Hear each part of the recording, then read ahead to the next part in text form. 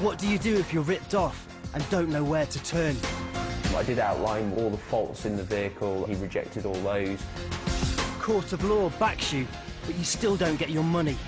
Little did I know how long it would take to try and recover the money from him. Sorry. It's time to call the sheriffs. We have every right to enter the premises by force if necessary. We will be entering that building. Sheriffs are High Court enforcement officers who recover what a court judgment says is owed. The writ orders us to come here and seize goods to the value of this debt. They're the experts in getting cash that's rightfully yours. £1,323. But fighting for the underdog isn't a job for the faint-hearted. Come on, self-lawrence. I will back that truck straight through your windscreen. Debtors aren't pleased to see them. They're harassing people. Because they hate paying up. Are you happy for me to just leave you some paperwork? No, I'm not. Go away. In today's programme, David Hart bought a beach buggy to enjoy with his son, but he found out it was stolen. Yeah, there's my dream, on the back of a low loader, going up the road. When the sheriffs go to get David's money back from the man who sold it to him, things turn nasty. You're entitled to your opinion. I'm here doing a job, aren't I? Right off your shoulder. I'm here doing a job, aren't I? The sheriffs brave a torrential rainstorm as they visit a pub on behalf of a former employee who'd been unfairly dismissed. Yeah, we're looking to collect some money. You're not having this jumper. And a customer wants his money back from an art gallery who didn't give him the print he'd paid for. But before the sheriffs can get his cash, they need to get in. He's in.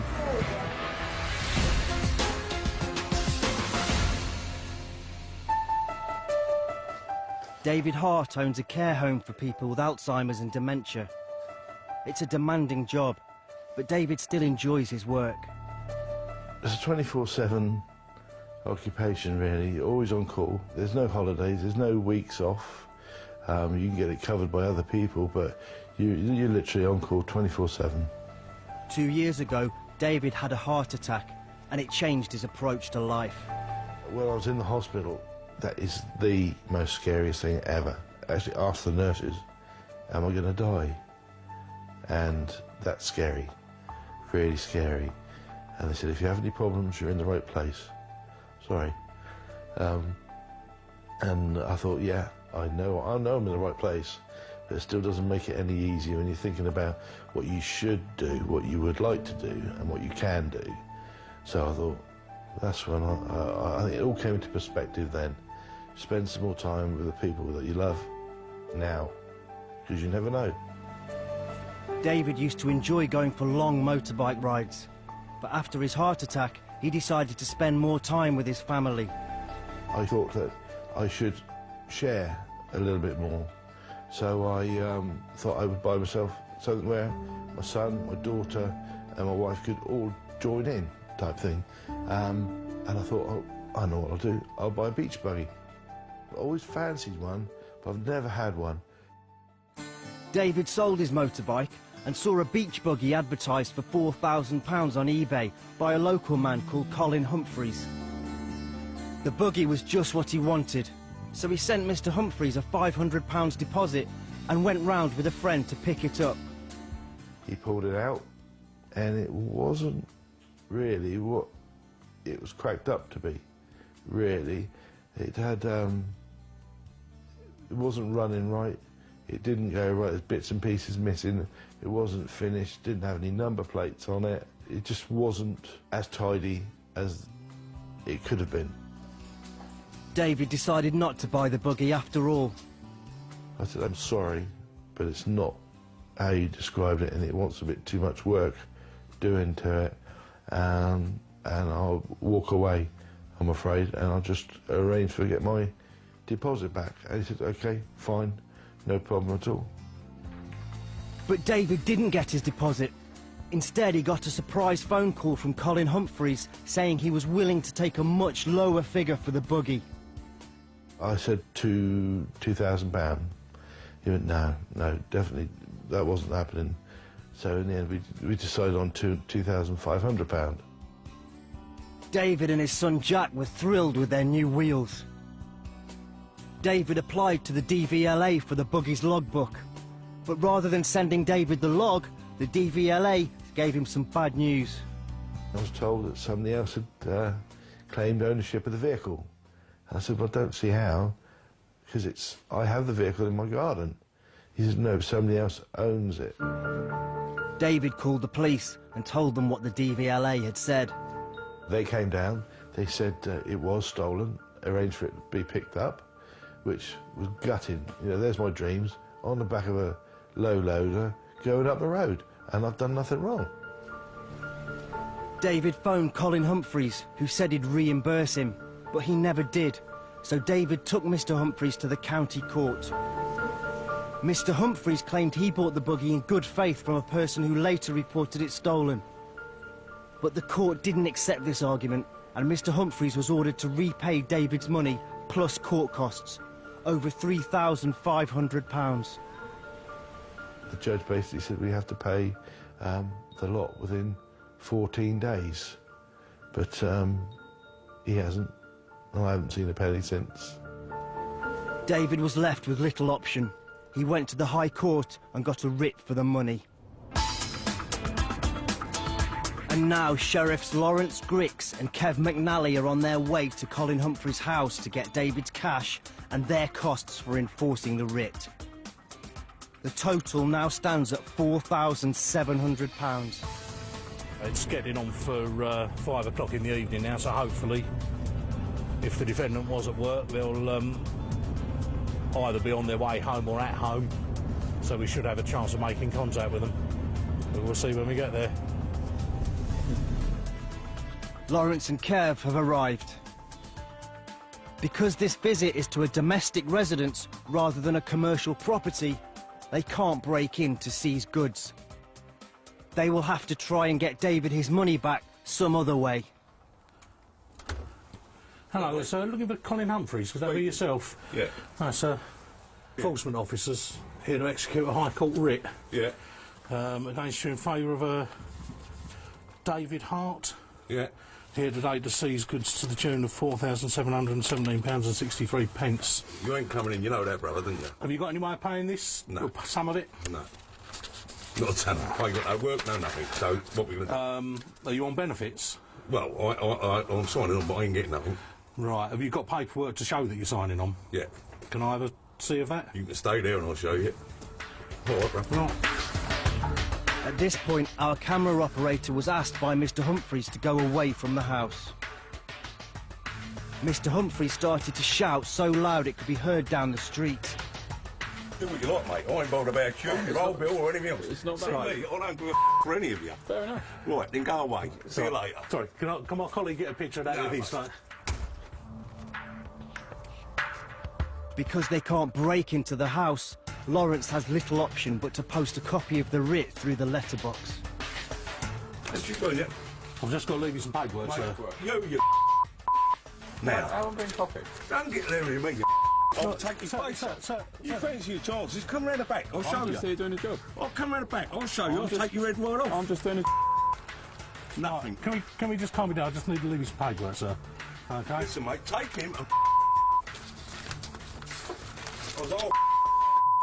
now I'll bury you off. You got a choice. Right. Are you happy for me to just leave you some paperwork? No, I'm not. Go away. Right. Go count to 3. Right. What I'll And then do... we're going to kick off. You What? can go and get the old bill, do what you like. 1, Right, sir. What I'll 2. do, I'll fill out some paperwork and I'll just put it through your door for Do you. that then. Okay? Lawrence will call the police if the situation does become violent.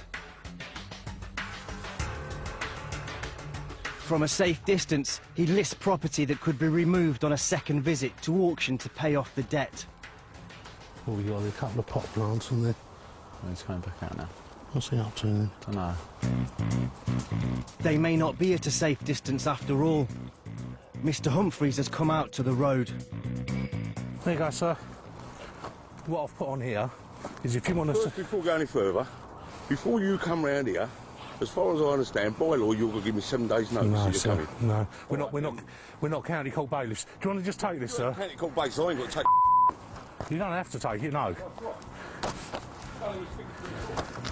Before going back into his house, Mr. Humphreys threatens Kev again. I'm here doing a job, aren't I? Step here, I'll take your head right off. I'm here doing a job. Come here, step here. Let's see how good you are. And then you can have a go and all. Sir, we're not sent out for aggravation. All right, we're just trying to get a job done. What I was going to explain to you... You're scumbags. You're entitled to your opinion, Go sir. away. And you. If I see you again, mate, I want to take your head off. See what I'm saying?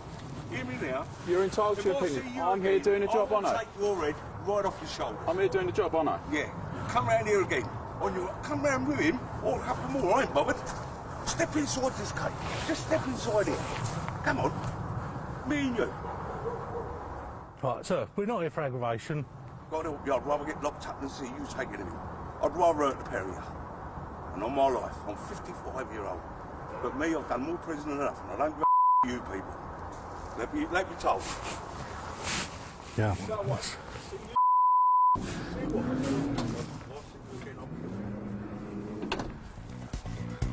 With Mr. Humphreys' threats becoming more extreme, it's clear that nothing can be achieved by staying further. The sheriffs make their exit. It's not the first time Lawrence has been threatened in the line of duty, and it won't be the last. Everybody develops their own way of dealing with confrontation and aggravation. It's just something you learn over the years. We're not out for aggravation, and we try to avoid it. As far as I'm concerned, your mouth is your best weapon. Cannot beat experience when it comes to dealing with people, particularly aggressive people. You have to sort of learn to read the signs, read into people what buttons make them get aggravated and not press those buttons. You're dealing with people that don't want you to be there, whereas most other walks of life, you're dealing with people that do want you to be there. We're never welcome, you know. That's just a fact of life. And it's another fact of life that the sheriffs don't give up. Lawrence is already planning a return visit to Mr. Humphreys during daylight hours. We'll have to go with the police, because I've got no doubt he will kick off. He just seemed that sort of person, you know. It's going to go then, though, won't it? Yeah, he's obviously highly volatile. So that's one where, you know, you would potentially have to go with the police. Mr. Humphreys can expect another visit soon.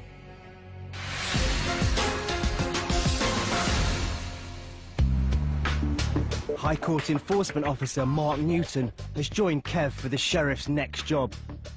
They're going to a pub in London whose owner owes a former employee over £1,200. 3 years ago, the employee won an unfair dismissal case against the pub, but wasn't paid the compensation, so she got a High Court writ. With court costs and interest, the debt now stands at £2,100. We're in Hackney, and we are looking for a company called Seamless Limited. Just drove past the address. It looks like it's possibly changed, but we'll just go over there and see what's happening and see if it is the previous tenants or whether it's the same people that are still there. The former employee has now moved back to her home country, Brazil. And it looks like a tropical rainstorm has just descended on Hackney. Hey there, you from the pub, yeah? Yeah. I'm after Seamless Limited. Yeah, we're part of Seamless. Well, the pub is part of Seamless. Is that from the High Court? It's about a High Court writ that's been issued. Right. What's that mean? Yeah, no worries. No, Seamless Limited. Oh, right, okay. Yeah. Huh? It's owned by Seamless Limited. Yeah. Yeah, we're looking to collect some money from the High Court. That's a good start. The man in the cellar has shouted up to Mark that the ownership of the pub hasn't changed. Now Mark has to find the owner and get the owed money. Is there any way you can get hold of someone? Because probably what we're basically here to do is if we can't get payment, we have to seize goods. You're not having this jumper. Maybe it'll fit me. Yeah, no worries. The man in the cellar says he's going to come up and call his boss. High Court enforcement officers are legally allowed to walk straight into commercial premises. So Mark and Kev enter the pub and look for possible property to remove to pay off the debt. They could take £2,000 worth of alcohol right now. With the pub due to open in 20 minutes, that may affect custom. Who's going to want to buy half bottle of scotch apart from the bloke on the bench down the road? It's just an inconvenience, though, isn't it? It's more... I've spoken to John Ramsey, he's spoken to the owner. Yeah. Saying this is an ex-employee. Right. And he's actually sent a cheque the week before Christmas. Right. To her in Leeds. Yeah, obviously hasn't been received.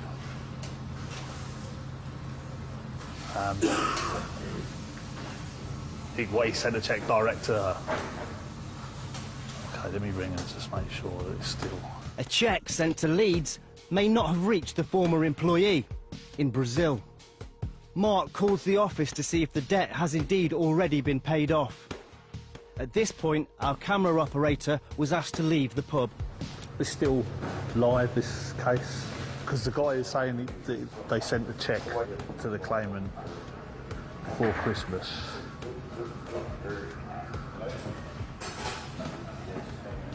Yeah, no problem. And then give us a shout back. Yeah, lovely. Cheers. Bye. They're just going to try and get hold of her and speak to her, and then go from there, yeah? All right. While Mark and Kev wait to hear the status of the case, the pub staff get ready to open up. Although anyone venturing out for a drink today would probably need a snorkel. 10 minutes later, the manager phones back and says a cheque was sent to the employee's solicitors in Leeds. Mark tries to get more information from him. Do you know the name of the solicitors at all?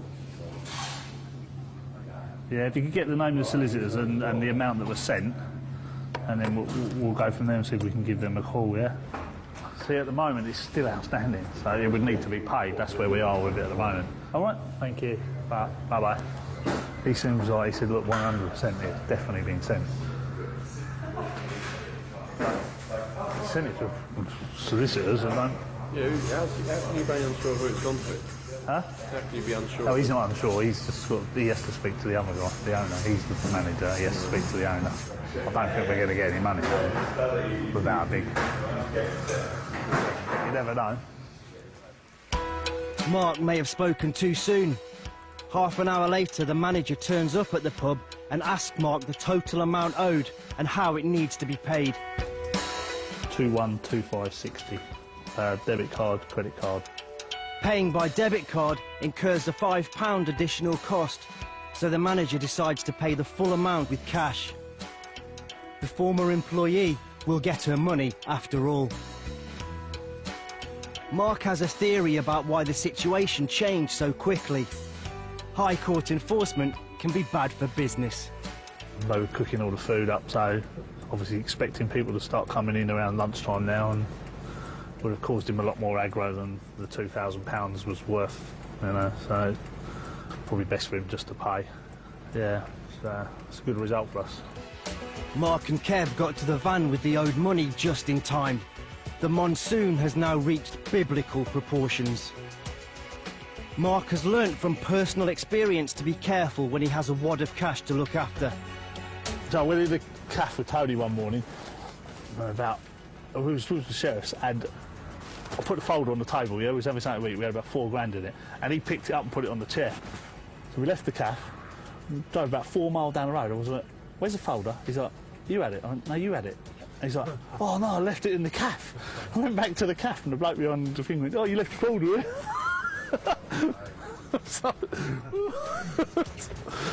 And with that, the sheriffs returned to base, without any cafe stops on the way.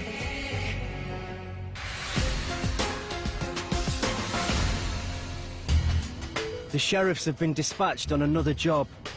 Kev and Lawrence are going to an art gallery in London. A customer purchased what he thought was a limited edition print from Atom Rooms Limited for £1,500, but then discovered it was just an artist's proof, which isn't as valuable. The customer asked for his money back and got nowhere. So he went to the High Court and got a writ for the cash. But before the sheriffs can execute it, they need to get through the front door. Quite a lot of the time the galleries are locked. You know, they're a bit reluctant to let people in if they don't know who they are, if they don't think they're a genuine customer. And two of us rocking up doesn't really look like we're customers, so almost better just to go one of us go up and just get in first. Especially when one of us is bald and ugly and the other one's got a briefcase under his arm. The sheriffs have arrived at the gallery. Lawrence hangs back while Kev charms his way into the premises. Just to see if he can get in. Let him get in. He's in.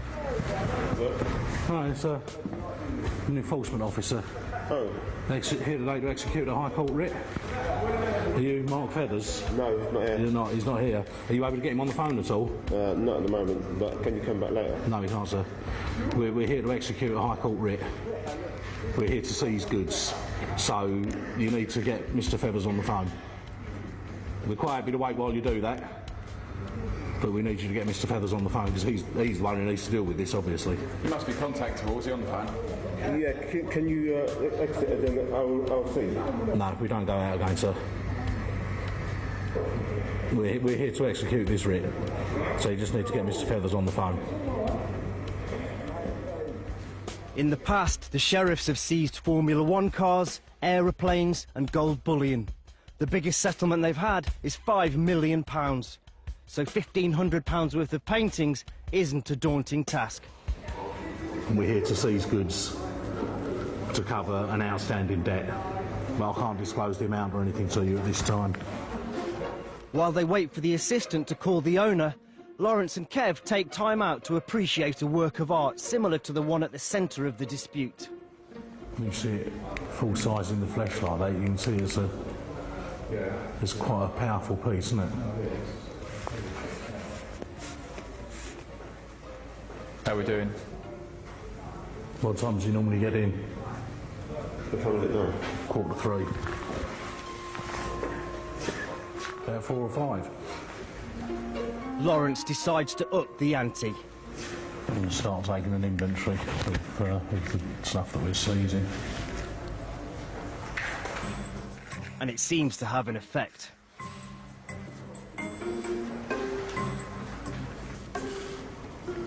So that's going to be 8 by 12, isn't it? But Lawrence is no art expert. As I say, I'm just going to take a picture of the ones that I've written down so far, because obviously we're going to have to have photographic evidence to back these up, because it's not... my descriptions aren't going to be necessarily accurately descriptive. The whole procedure? He's got debt outstanding and it needs to be settled to us here and now, and then we go. Past experience tells Lawrence that if artwork does need to be removed, it's wise to take it as soon as possible. We would have to remove stuff from here today because it's movable. It's small, easily transportable, and basically I would believe the goods would be in jeopardy if we didn't take them from here today. In other words, we come back and the paintings will all be gone. Lawrence looks for documents which provide proof of ownership for the artwork on display. He can only remove paintings which belong without doubt to Mark Feathers, the person named in the writ. That's got to be his.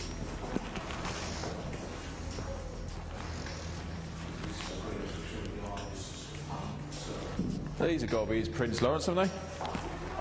What's that? Well, prints in a tube with his name on. Yeah, you'd guess so, wouldn't you? The High Court writ Lawrence is executing just names the individual, Mark Feathers, not the company. A name on a package isn't definitive proof of ownership. And Lawrence's analysis of the ownership documents has revealed another problem. Everything's coming in the name of Adam Rooms Limited.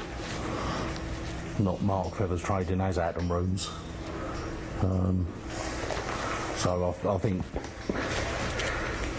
potentially Adam Rooms Limited owns what's here. Everything seems to be in the name of Adam Rooms Limited. not in Mark Feather's own name, so I'm just going to leave seizure paperwork. I don't think it's worth waiting around because I don't believe he's going to turn up. Lawrence will seize the paintings which don't have documentation, but he won't physically remove them until he can be certain they're owned by Mark Feathers. Mr. Feathers now has 5 days to prove they aren't his. I'll leave you this paperwork to pass on to him. Yeah. OK, this is a notice of seizure, which tells him how much is owed. I'll put it in the envelope in a second. OK, if he doesn't own the stuff, Yeah.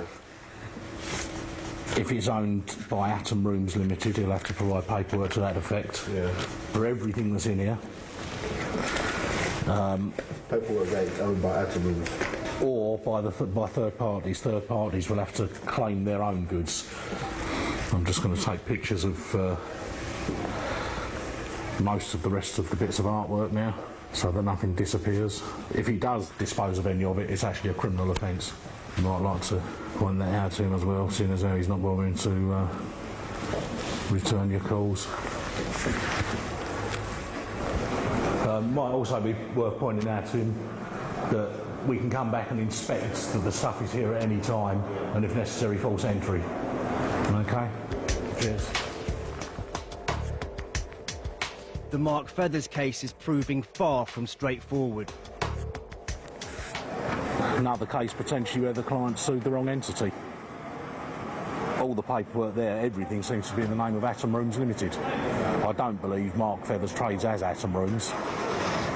He's, I would guess, the person that's dealing with it most of the time in there, but I don't think it's him trading as. It's a limited company, so we wouldn't be able to remove any limited company assets to cover a debt that's in his name personally, which is why I haven't wasted too much time. I've done a seizure of everything in there, so he's now got 5 days to provide proof of who owns it, be that the limited company or the artist if they still own any of the pictures in there. But I don't believe he's going to turn up today. So I think it would be a waste of time to just sit around and wait for him. If the sheriffs don't succeed in getting the customer the cash he's owed, they'll only charge him a £60 admin fee for their efforts. This case provides a clear lesson for anyone thinking of trying to get their money back by going to the High Court. We're trying to drum it into claimants, be careful that you get the correct entity on the writ. You actually sue the correct person or the correct company, and sometimes it just needs a little bit of digging to actually find out who you have been dealing with. The customer may need to go back to the High Court and apply for the company name to be included on the writ. If he is successful, Lawrence and Kev will be back to get his money.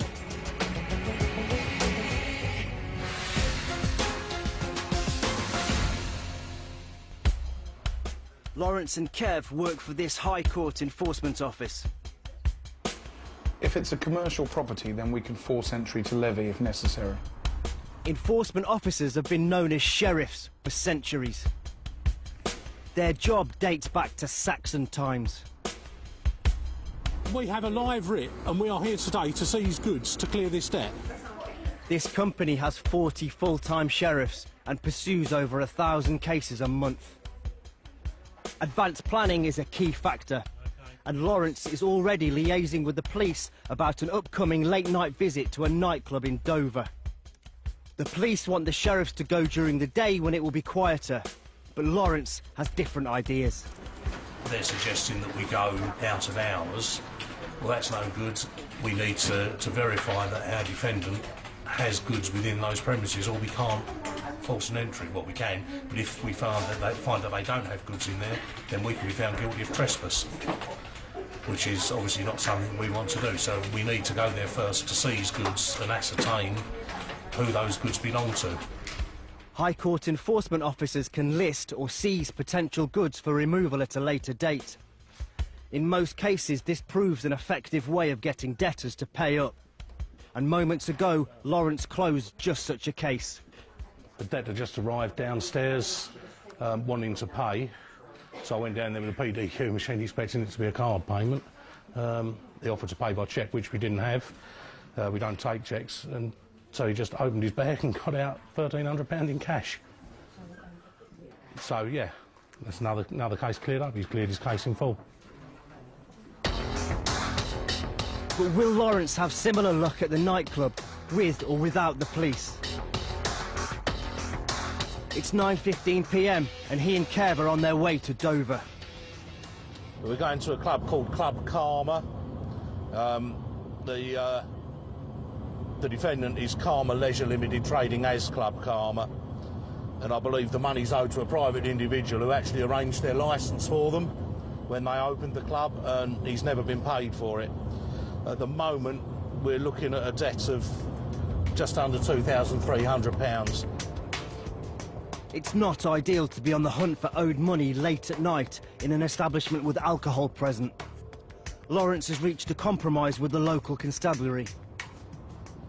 They're reluctant to attend with us when we actually get there, but they are on alert, so if we do encounter any trouble, they will have patrols in the area, so that we'll just be able to call 999 and we'll have a fairly rapid response to that, should we need it.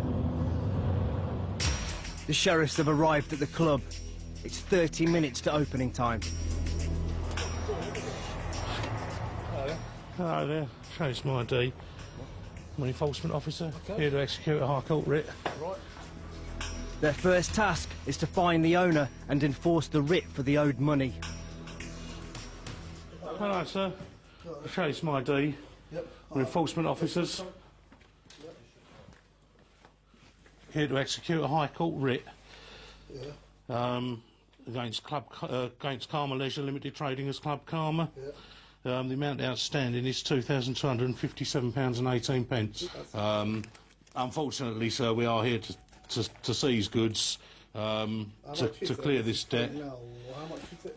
£2,257.18. We've got a machine you can do a debit card payment on. Someone can do over the phone then. Not a problem. If you've got a card. No, not me, but someone else will have. No, it's chip and pin. They need to come here. Are they? Yeah. No, because obviously they're in London. So. The nightclub manager calls his father in London, who owns the business and has the company credit card. He asks to speak to Lawrence. Hello? Right, this needs to be paid, sir. This needs to be paid. Whether you've appealed or not, sir, we have a live writ which we're here with tonight to enforce, so this needs to be paid. You can't... Right, well, I'll carry on with my seizure of goods then, sir. OK? The owner told Lawrence nothing in the club belongs to the debtor company Karma Leisure, so there's no point removing anything.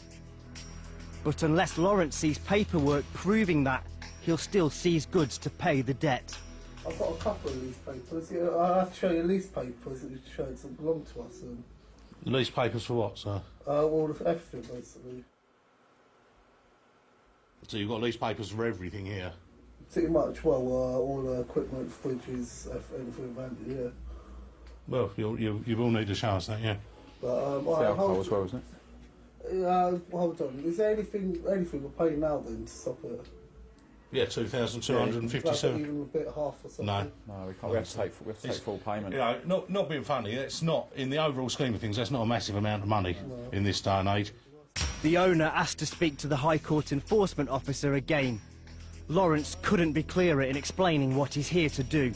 We can seize, and we will seize, all assets within the premises until such time as we have proof that they don't belong to Karma Leisure. The only way to prevent further action is to pay in full. No, it needs to be paid tonight, sir, now. I'll hand you back to your son. Hello? Well, they're not listening, so there's not anything I can do now. Okay, can you wait here then till he comes here? For how long? How long will you be? 2 hours. I was coming from London. Well, it's £181.50 plus VAT per hour waiting time. It's 180 quid plus VAT. So it's 300. So that'll be 360 quid plus VAT. The mention of overtime costs and the fact the club is due to open in 15 minutes has focused the owner's attention. The sheriff seizing property like alcohol, chairs and tables could affect custom. Like, can 1,000 be paid now? And you know, obviously, that will be paid. But how is the 1,000 going to be If paid? I've got my card, you can transfer it over and I'll pay it right now. Well, you can transfer 2,257 then. No, it needs to be full, so they're saying it has to be full. Because the owner isn't willing to pay the full amount, Lawrence takes it to the next level. Well, I'm going to start doing an inventory now. Right, am I just waiting? Well, we're not getting anywhere. We've been having this conversation now for 20 minutes. No, I do, but not everything. Like, what about couches? What about all the furniture? Yes, but everything else, like the CCTV. What about everything else? CCTV, lighting, sound system, not only that, wet we're about to stock. open as well. Right now, we're about to open. We're about to open now. Yeah, we're about to open now, like right now. It's 15:15. Okay, listen, we can't talk. We need to sort it out right now, basically. Everyone's here as well, you know. It's now 5 minutes to opening time. The owner wants to ask Lawrence why he wasn't given advance warning about the sheriff's visit. No, it doesn't work like that, sir. We don't notify people we're arriving, because otherwise the club might well have been shut, mightn't it, when we got here? We've come at this time of night because the club is open. Right, well, you know, if you can be here in an hour, you can be here in an hour, sir, but we will be charging £181.50 plus VAT on top for waiting time. Right, sir, you need to come here and pay us in full and pay whatever waiting time has clocked up by the time you get here. That's all I can say. Lawrence's tactic of raising the stakes has worked. Hello? The owner says he'll put cash into his son's account so he can pay by card. He just said he's going to put it in now, so. Hello? It won't go now, no, the card. No, don't. Make sure he's put it in there, because what you don't want is to put it in there, have it decline, and then you try again, and then the card company will tell you to go away. So you need to just wait till you've verified with your dad that he's put the money in, and then we'll do the payment. The owner's son goes to open the club and organise the transfer of funds into his account. Lawrence is starting to think he may get the unpaid licensing consultant's money after all. Looks like it, yeah. Don't say Eventually, that yet. no. Don't say that yet. No, Joe, no, it looks like it. It's nothing's in the bag yet. Hold your breath. The nightclub has just opened, but the music on offer isn't to Lawrence's taste. I don't know any of this modern music. Once it gets past the 80s, I don't want to know. Can't understand what they're saying. Yeah, a bit of Midure, Ultravox. Huh? Yeah, Vienna. No. No idea. No idea, mate. No. I don't know what you're talking about. You don't know who Midure is? No. Kev's music history lesson will have to continue some other time. The owner's son has returned, and he has news. Has he done it? Yeah, it's all done. Well, if you want to stick your card in there. And put your pin in.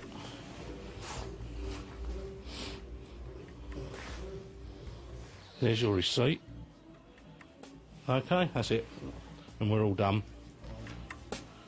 The nightclub owners decided not to respond to the county court judgment when they opened the letter. They didn't take it seriously because they were under the impression they'd paid the licensing consultant what he was owed. To be honest, he just thought it was a load of nonsense. I don't think it would take it that far if he's been paid before he was having it on, having a go. So. Right, worth responding. No, always. Yeah, obviously no.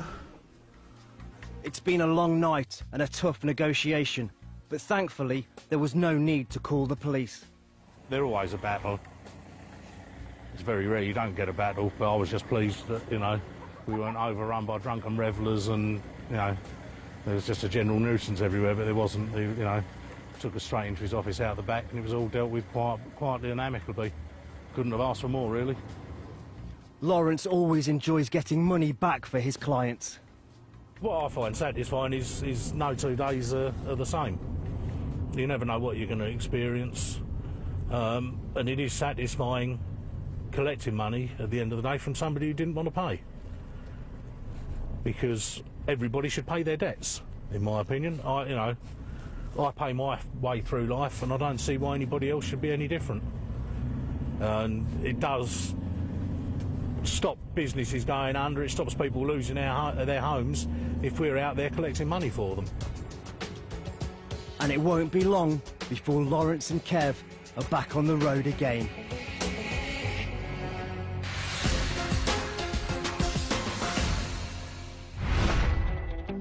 It's now 3 months since Lawrence and Kev went to the art gallery in London. Soon after their visit, the owner made a part payment to his aggrieved customer. But the customer wants all his money back, so soon the sheriffs will return, and this time they will remove paintings. Mark and Kev, braving tropical conditions to get the pub's ex-employee her £2,000 unfair dismissal money, was clearly time well spent. At home in Brazil, she now has her cash, and she's delighted she enlisted the help of the sheriffs. But in Bournemouth, despite Lawrence and Kev's best efforts, David Hart still hasn't got his buggy money back from Mr. Humphreys. Would I do it again? Trust somebody? Yeah, I would. I do trust people. He may have had a bad experience on his first buggy venture, but David isn't giving up on his dream. My daughter says, are we going to get another one? Hopefully. Hopefully. We'll wait and see. We'll wait and see. And if the sheriffs get their way, David's dream will be realised sooner rather than later. Next time... Robert Baker was made redundant after he tried to return to work following a kidney transplant. He won an employment tribunal, but his ex-boss hasn't paid a penny. Can the sheriffs put that right? The total outstanding, £8,621.20.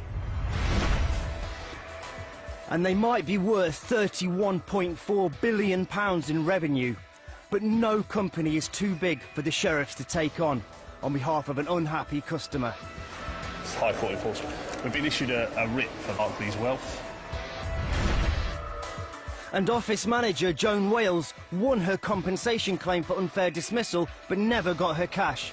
The sheriffs go to the home of her former boss. If you want to call the police, Mr. Lidford, call the police. They want to take his car to pay the debt, but he's got different ideas. You'll be obstructing court officers from doing their job, which you can get arrested for. Right, Mr. Lidford. Try it. Go for your life.